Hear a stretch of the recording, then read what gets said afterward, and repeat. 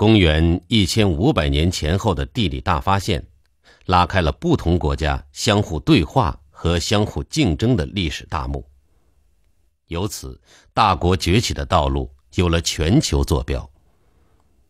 500年来，在人类现代化进程的大舞台上，相继出现了9个世界性大国，他们是葡萄牙、西班牙、荷兰、英国、法国、德国、日本、俄罗斯和美国。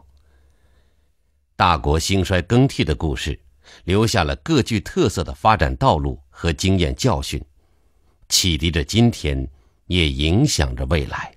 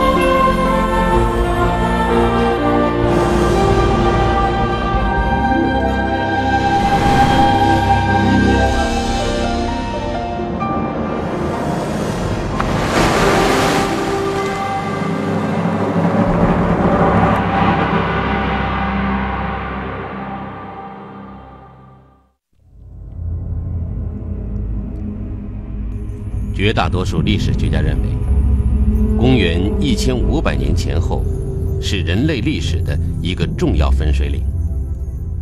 从那个时候开始，人类的历史才称得上是真正意义上的世界史。在此之前，人类生活在相互隔绝而又各自独立的几块陆地上，没有哪一块大陆上的人能确切地知道地球究竟是方的还是圆的，而几乎每一块陆地上的人都认为自己生活在世界的中心。公元1500年前后，中国正处在明朝统治之下，郑和的船队七下西洋，但不是为了开拓贸易，而是为了宣扬皇帝的德位。郑和死后，中国人的身影就在海洋上消失了。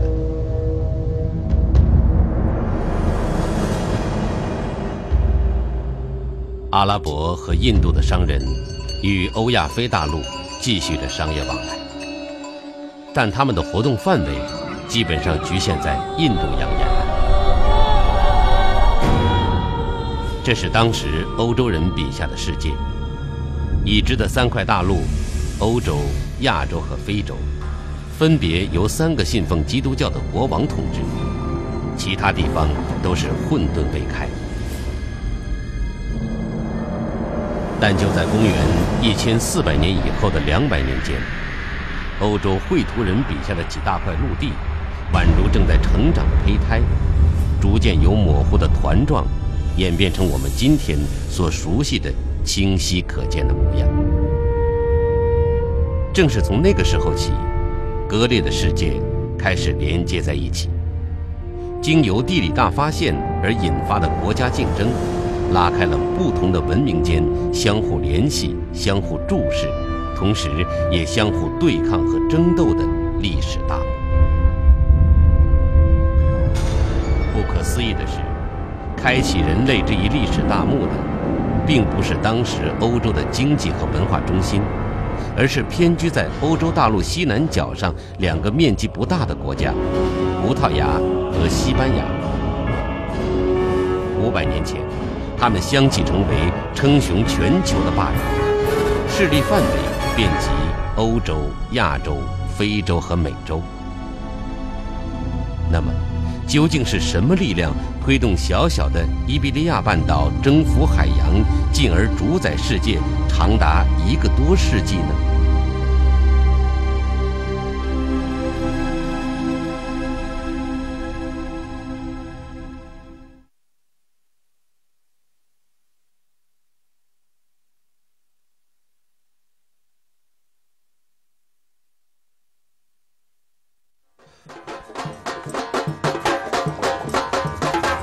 征服是从被征服开始的。从公元前11世纪到公元11世纪的2000多年中，伊比利亚半岛上战火连绵不断。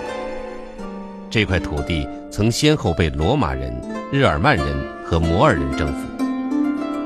正如一个个奋不顾身的斗牛士，生活在这块土地上的人们，一刻也没有停止同入侵者的抗争。直到今天，我们依然可以清晰地感受到那种仿佛植根于基因中的追求刺激、喜欢冒险的豪情。漫长的2000多年，眼泪、创痛和牺牲，终于换来了宝贵的自由。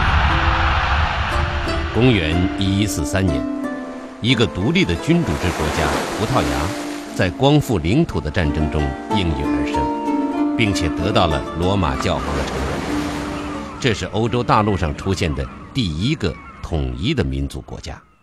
O que caracteriza Portugal dos séculos XII e XIII é que não é país feudal, é país popular. O rei apoia-se não em nobres seus vassalos, mas nas câmaras do povo.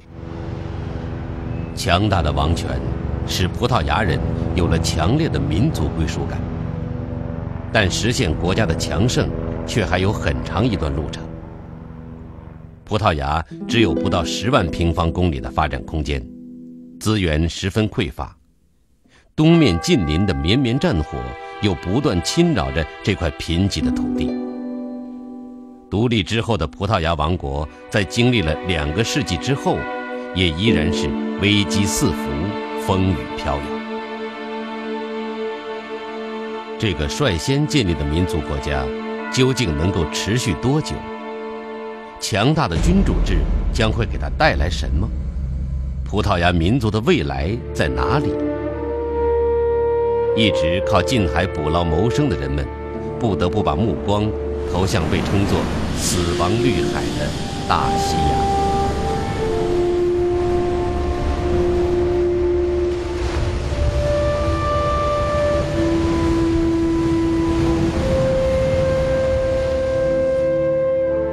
这个船形的纪念碑，是1960年葡萄牙政府为纪念航海家恩里克逝世500周年而建的。碑的正面写着“献给恩里克和发现海上之路的英雄”。正是海上之路使葡萄牙摆脱了贫穷和落后的境遇。正是在恩里克的带领下，葡萄牙启动了征服大海的行程。恩里克出生在1394年，是葡萄牙国王若昂一世的第3个儿子。当时的欧洲正从蒙昧的中世纪走出，发轫于意大利的文艺复兴如星星之火逐步燎原，科学和人文的思想一点一点地照亮了欧洲的天空。就在恩里克王子12岁的时候，1406年，一本尘封了1200多年的书籍的出版，引发了一场地理知识和观念的革命。这就是古希腊天文学家托勒密的著作《地理学指南》。Esse livro, como muitas coisas das obras do tempo dos gregos, fica praticamente esquecido e é recuperado no Ocidente europeu. No Oriente ele continua a ser conhecido. e é recuperado em 1406 em Itália pelos humanistas italianos e a partir dos finais do século XV começa a ser impresso e, portanto, a ter uma maior divulgação.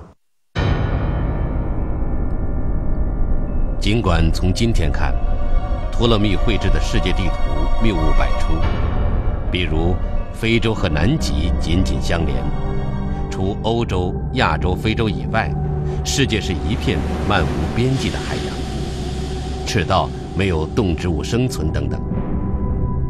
但在当时，它比起那些虚无缥缈的神话和道听途说的游记，仍然提供了许多较为可靠的地理信息。世界真的是托勒密描绘的这个样子吗？大西洋真的无法航行吗？巨大的问号折磨着欧洲大陆，也燃烧着痴迷于地理学和航海战略的恩里克王子。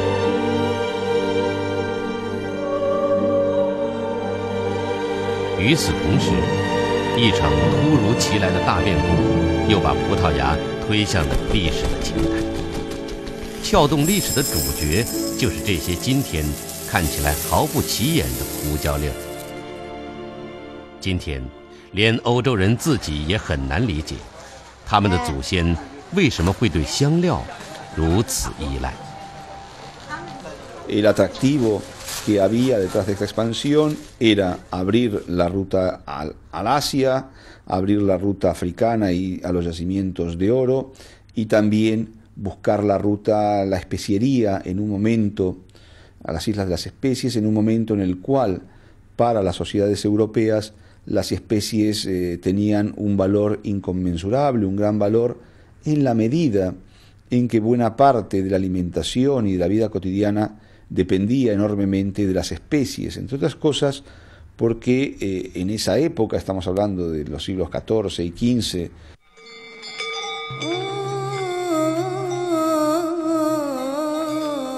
但是，利润丰厚的香料贸易，先是被阿拉伯商人垄断，接着，商路又被突然崛起的奥斯曼土耳其帝国阻断。欧洲急于摆脱困境，不论是神圣的宗教还是世俗的商业，都希望能找到强有力的措施来扭转这种局面。在陆地上的军事突围失败之后，焦躁不安的欧洲人开始到海洋寻求出路。欧洲人如何才能成功呢？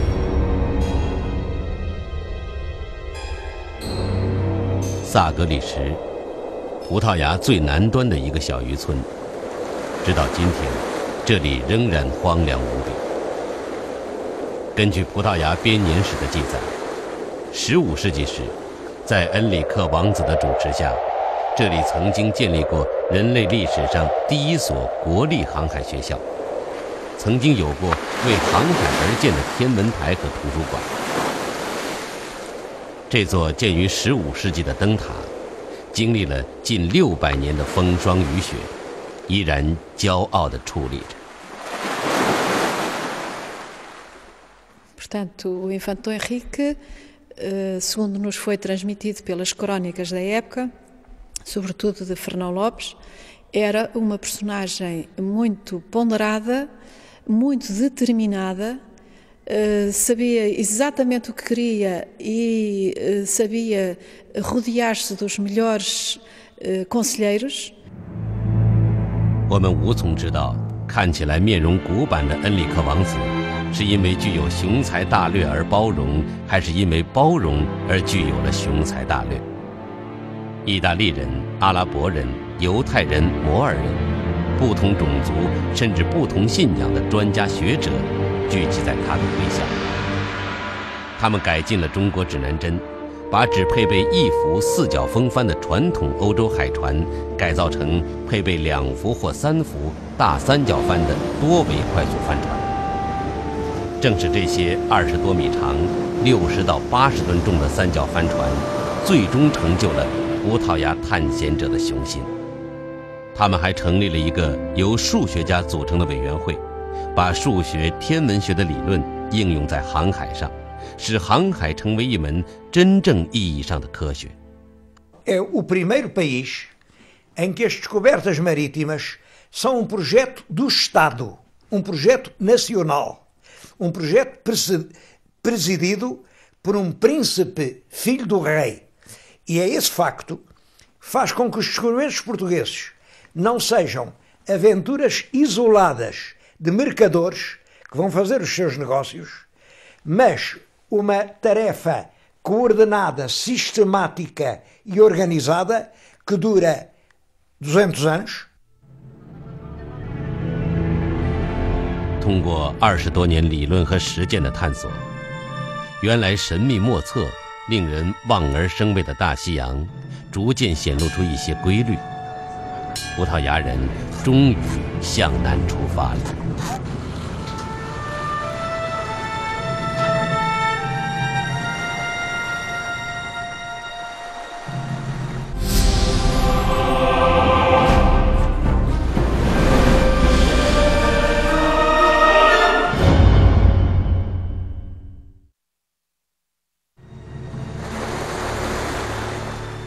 每个到葡萄牙游览的客人，罗卡角是必然的选择。这里是欧洲的天涯海角，是远航的水手们对陆地的最后记忆。刚刚进入秋天，冰冷的海风已经吹打得游人无法立足。千百年来，这块深入海水的巨石就像一个孤独的老人，无奈地守望着波涛汹涌的大西洋，守望着欧洲的梦魇。直到16世纪，葡萄牙有史以来最伟大的诗人卡蒙斯，在搏击大海的征程中创作了史诗《葡萄牙人之歌》，罗卡角才一扫往日荒凉失落的阴霾，一跃而成为欧洲人开拓新世界的支点。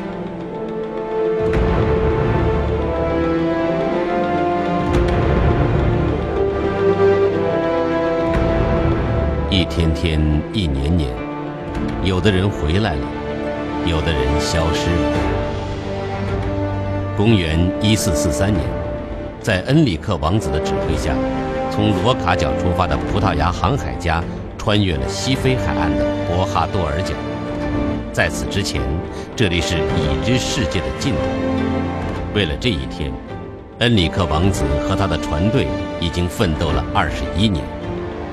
与中国郑和的混合舰队相比，葡萄牙人的2-3条帆船微不足道，但是凭着爱冒险的天性、对财富的渴望以及强大的宗教热情，葡萄牙人终于冲破了中世纪欧洲航海界在心理和生理上的极限。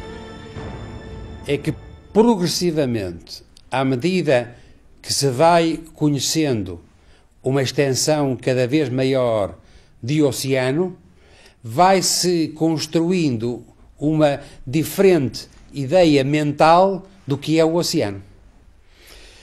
E assim, partindo-se dessa ideia inicial do oceano enquanto zona estreita costeira que liga Gibraltar ao Mar do Norte, partindo dessa ideia, cada vez mais o oceano vai tendo uma expressão geográfica situada mais a sul e simultaneamente mais para o ocidente.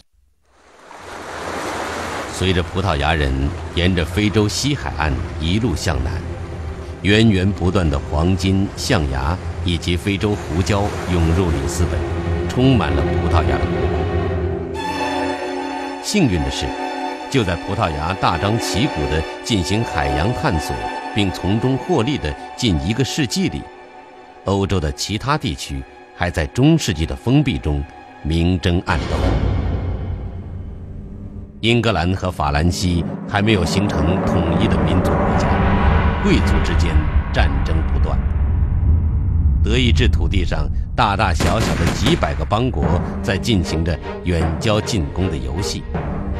意大利的城邦正享受着传统贸易带来的最后一段美好时光，而葡萄牙的邻国西班牙还在为光复国土而战。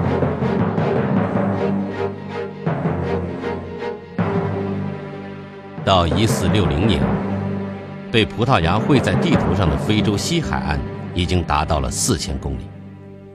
就在这一年，恩里克去世了。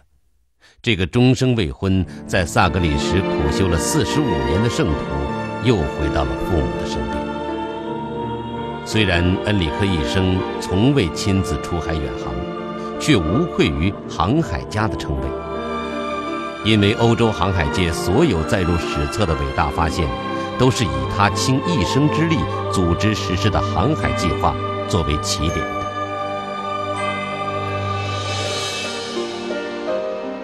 公元1487年7月，恩里克去世27年之后，葡萄牙航海事业的继承者若昂2世国王派迪亚士率3艘帆船继续沿大西洋南下。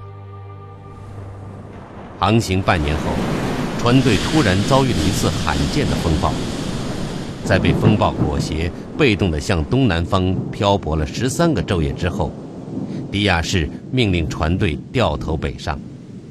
这时他意外地发现，船队已经绕过了非洲的最南端。为纪念这次九死一生的传奇经历，迪亚士给这个海角取名风暴角。但若昂2世却郑重地将这个名字改为好望角。现在只要再努一把力，葡萄牙人就能到达梦寐以求的东方。商路即将打通，意味着财富的香料贸易很快就要掌握在葡萄牙的手中了。然而就在这个时候，葡萄牙遭遇了一个强大的对手，那就是刚刚统一的邻国西班牙。那么西班牙人将凭借什么和葡萄牙竞争呢？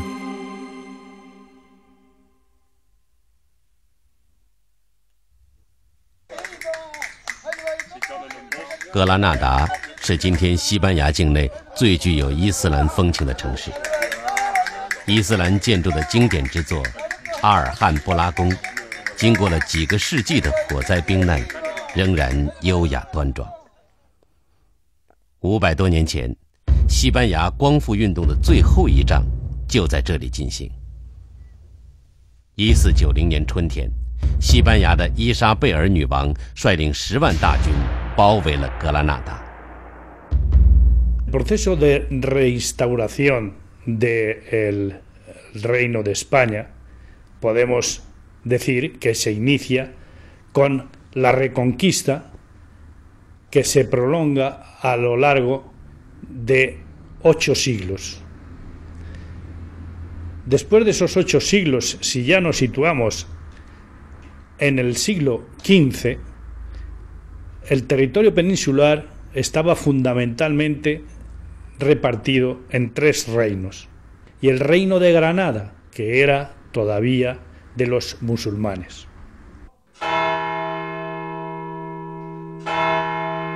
在格拉纳达对面的这座石头城堡里，伊莎贝尔女王亲自督战。这位女王平素一身洁白，每天要沐浴更衣4次，美貌曾惊艳欧洲王室。但此次她发下重誓，不夺取格拉纳达，绝不脱下自己的战袍。1492年1月2日，在西班牙军队的猛烈攻击下，摩尔人弃城投降。长达8个世纪的战争宣告结束。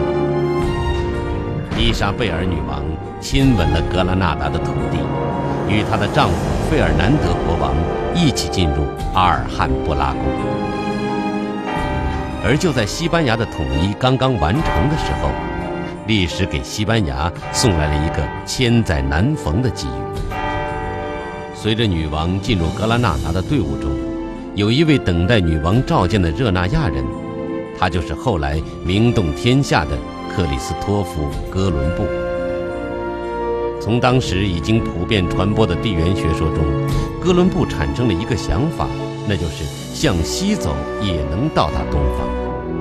哥伦布相信他的航海计划能很快将欧洲人带到东方，但是在此前的6年中，哥伦布在葡萄牙却一直遭受冷遇。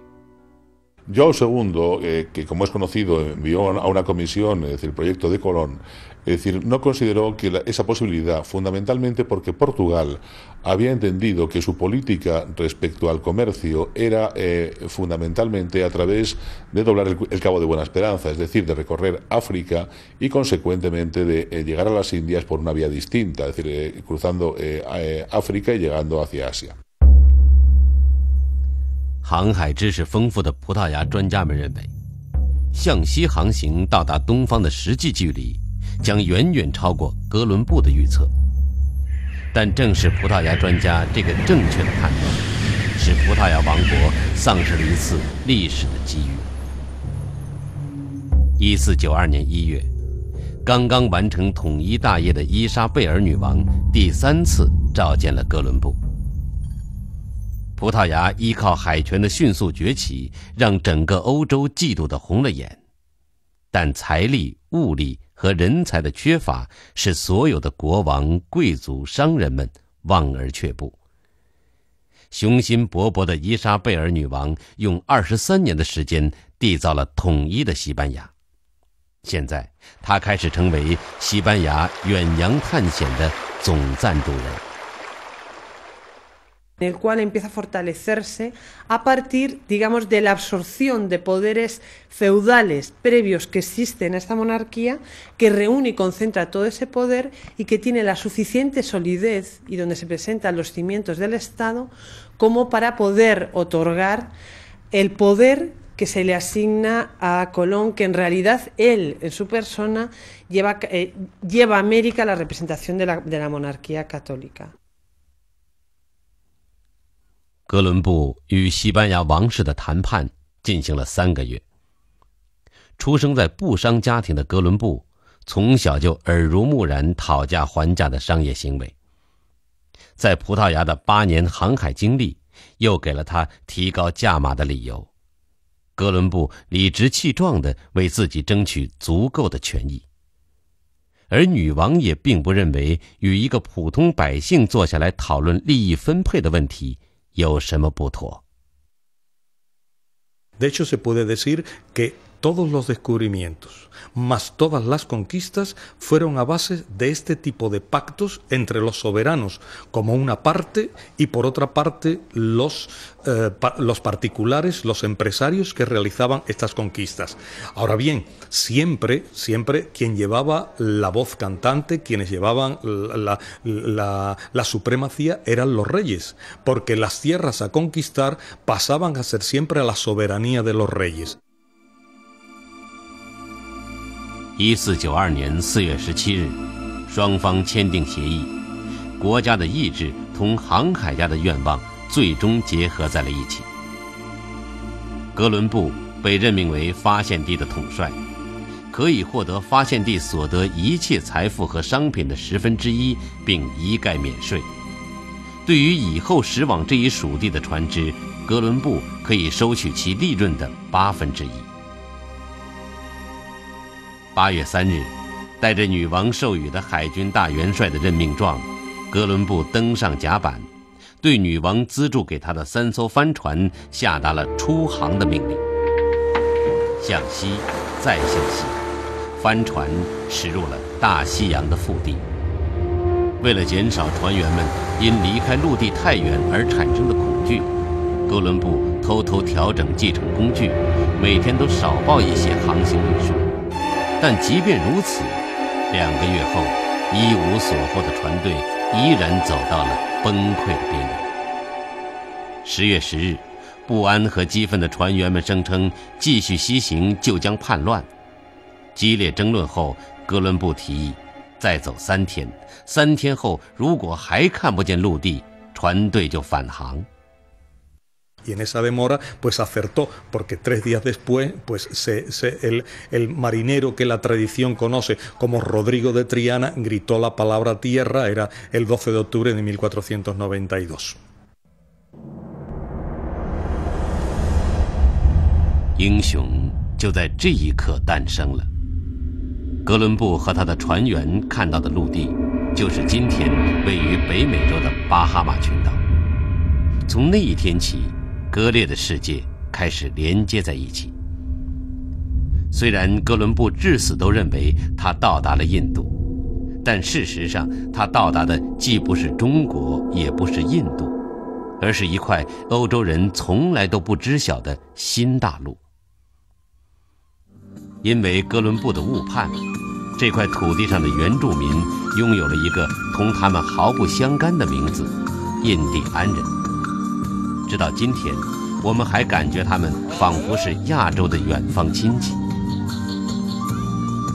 就在哥伦布出发的这一年，人类最早的地球仪制作完成了。在这个地球仪上，属于美洲大陆的这个位置还是一片大海。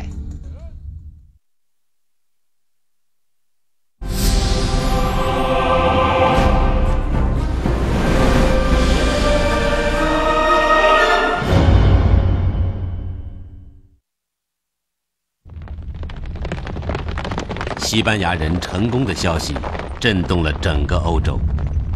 这一天，10月12日，后来被定为西班牙的国庆日。欢迎仪式十分热烈。伊莎贝尔女王兑现了向哥伦布允诺的所有物质和精神奖励。哥伦布在6个印第安人的簇拥下，举着五彩斑斓的鹦鹉招摇过市。但最早看到哥伦布凯旋的并不是西班牙女王伊莎贝尔，而是曾经拒绝了哥伦布的葡萄牙国王若昂2世。哥伦布返航时首先到达里斯本，若昂2世专门接见了他。半信半疑的若昂2世拿来一碗干豆子，让哥伦布带来的印第安人在桌子上摆出新世界的模样。这个地理游戏后来让他暗自捶胸顿足。见识短浅的人呐，我为什么让这样重要的大事溜走了呢？一切已经无可挽回，未知世界才刚刚浮出海平面，竞争就已经摆在2个毗邻的航海大国面前，谁将拥有未来世界的发现权呢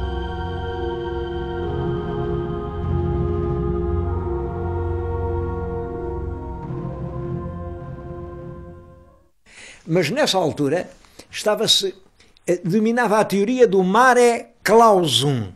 Isto quer dizer, o mar fechado, o mar com dono. E quem descobriu aquele mar foram os portugueses, isso não há dúvida. 经过近1年时间的谈判，1494年6月7日，在罗马教皇的主持下，葡萄牙和西班牙在里斯本郊外的这个小镇签署条约，在地球上画一条线，然后像切西瓜一样把地球一分2半。葡萄牙拿走了东方，西班牙把美洲抱在了怀里。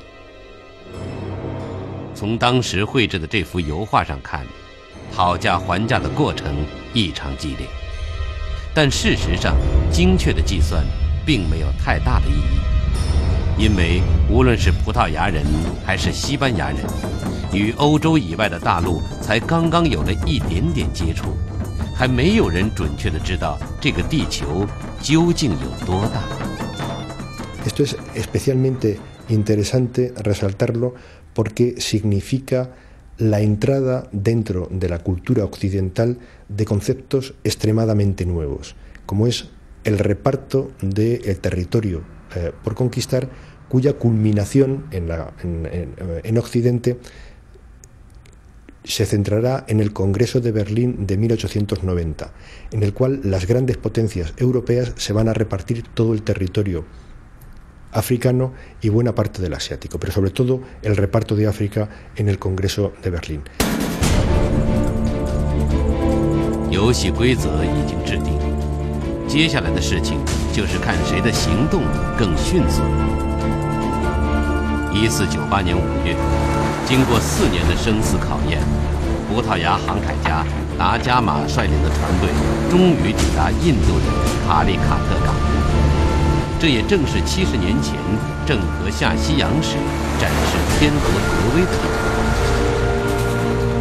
与郑和不同，葡萄牙人这次带来的不只是友好的问候。当印度人问他们到来的目的时，达伽马很简练地回答说：“基督徒香料。”这正是葡萄牙孜孜以求的目的。经过近1个世纪的艰难探索，恩里克王子的愿望终于变成了现实。欧洲航海家几十年知识和勇气的积累，开始转化为耀眼的财富。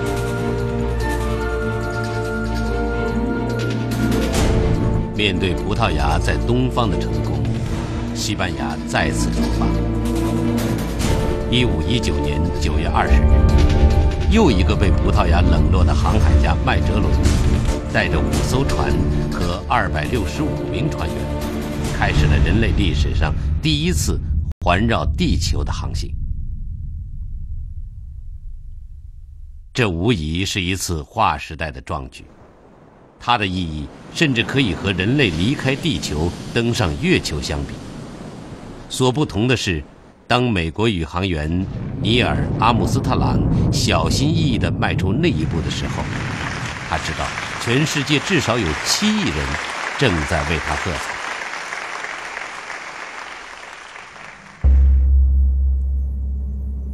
但450年前的麦哲伦却没有那么幸运。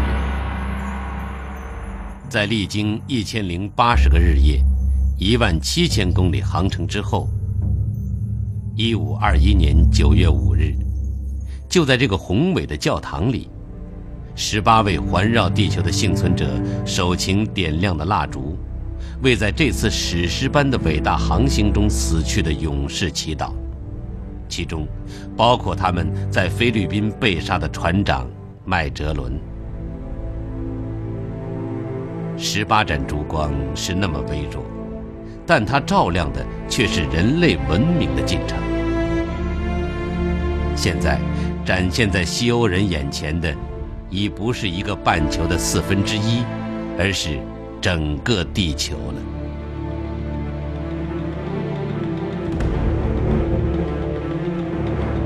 地球飞快地旋转，制图员夜以继日的辛勤工作，仍然满足不了人们对修订版地图的需求。地图在潮湿和未着色的时候就被取走，航海家开辟的新航线成为了欧洲控制世界的铁定。在坚船利炮的猛烈攻击下，一个个海上交通战略要点相继成为葡萄牙的囊中之物。正是利用从大西洋到印度洋的50多个据点，葡萄牙垄断了半个地球的商船航线。在16世纪初的前5年中，葡萄牙的香料交易量从22万英镑迅速上升到230万英镑，成为当时的海上贸易第1强国。与葡萄牙在东方的收获相比，西班牙在美洲大陆上的掠夺更加直接。据统计，从1502年到1660年，西班牙从美洲得到18600吨注册白银和200吨注册黄金。到16世纪末，世界金银总产量中有83%被西班牙占有。与欧洲人的扩张相伴随的，却是美洲2大文明中心的悲歌。到1570年，战争屠杀和欧洲传来的流行病，使墨西哥地区的人口从2500万下降到265万，秘鲁的人口由900万下降到了130万。美洲大陆的原住民印第安人，从那以后急剧减少了90%。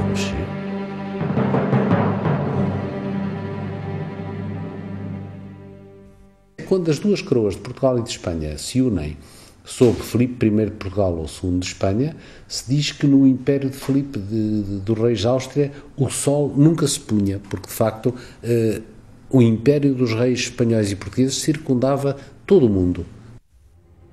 在欧洲，西班牙统治着近一半的天主教世界。在亚洲，它征服了菲律宾，而除巴西以外的美洲都归西班牙所有。葡萄牙的殖民地遍布非洲、巴西以及环大西洋、印度洋航线的岛屿。伊比利亚半岛创造了神话般的奇迹，这奇迹会不会也像神话故事那样见首不见尾、缥缈不定、来去匆匆呢？这是马德里唯一一个以国家名字命名的广场。西班牙的骄傲作家塞万提斯的纪念碑赫然矗立在正中央。每一个走进塞万提斯的人都忍不住要用手摸一下骑着瘦马的堂吉诃德和紧随其后的仆人桑丘。Que en vida conoció grandes éxitos editoriales, algunas de sus obras. Sin embargo, en sus últimos años, Cervantes tenía una vida muy modesta, muy humilde y murió pobre. Son conocidas varias anécdotas en este sentido, en el que tanto ilustres políticos y de dentro de España como de fuera de España ponderaron la posibilidad de pasarle alguna ayuda para que tuviese una vejez lo más digna posible.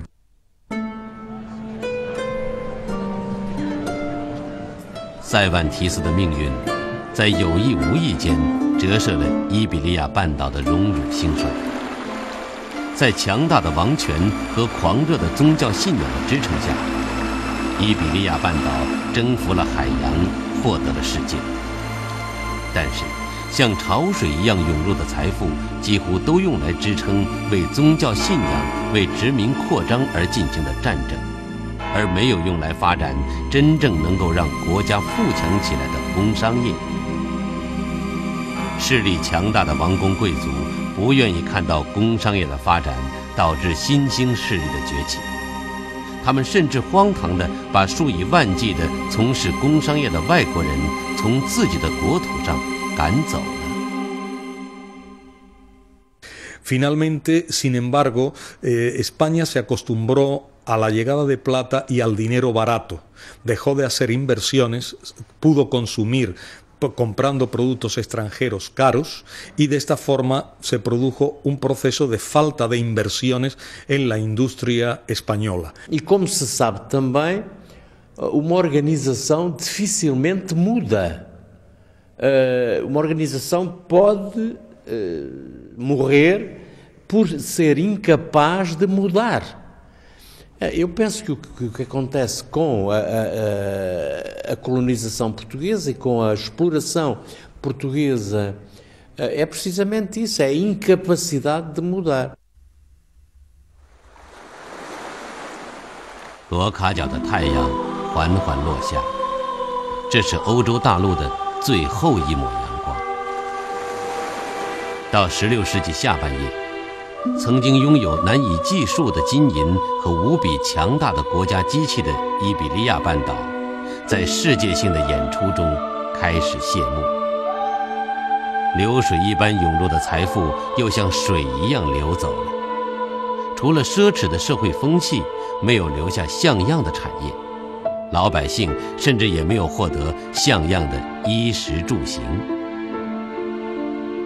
或许沉醉于中世纪英雄梦想的堂吉诃德至死都不明白，他的盾牌掩护的是一个旧世界，他的长矛刺向的是一个新世界，其结局只能是不断重复的无奈和失败。世界历史舞台上的第一场大戏悲剧性的落幕了，下一场将会是哪一个国家身披新世界的霞光登场演出呢？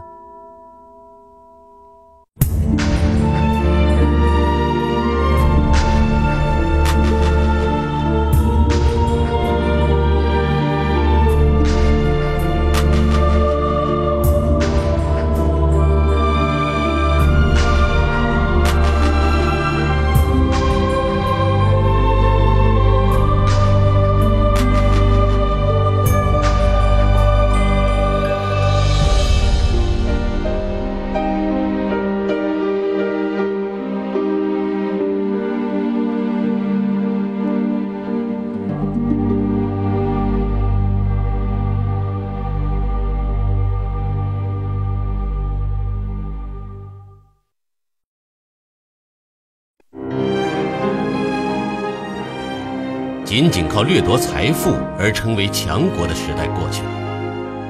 接下来成为世界第一强国的是当时只有150万人口的湿地小国荷兰。